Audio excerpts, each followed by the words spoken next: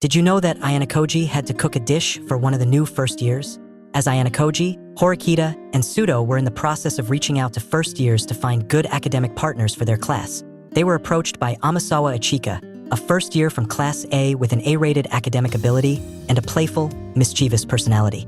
After some conversation, Amasawa agreed to partner with Sudo, but only under one condition. She wanted a guy to cook her a tasty home-cooked meal, as she apparently likes guys who know how to cook. Horikita claimed that Ayanokoji had bragged about being good at cooking, which he never did, but he decided to play along, and so the challenge to cook Amasawa a tasty meal was set for the next day.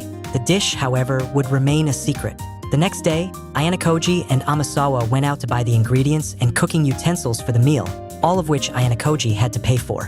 When they returned to his room, he realized, to his relief, that she wasn't going to watch him cook directly, as she focused on watching TV instead. However, Amasawa made it clear that he wasn't allowed to look up recipes on his phone. When Ayanokoji finally asked what dish he had to make, Amasawa revealed it was tom yum goong, something he had never even heard of. So what was the plan? Ayanokoji hadn't bothered doing something as reckless as memorizing recipes for every dish in history.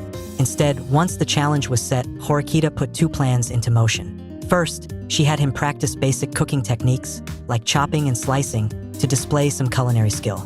Second, they had secretly set up a way for Horikita to give him real-time instructions through an earpiece, with Sudo's phone hidden nearby. This setup allowed Horikita to guide Ayanokoji without Amasawa noticing.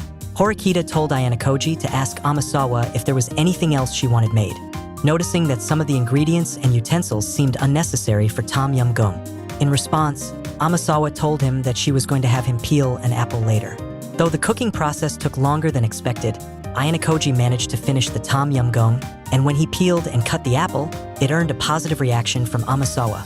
However, when she finally tasted the dish, her verdict was, I mean, it's alright, She judged it as just barely acceptable.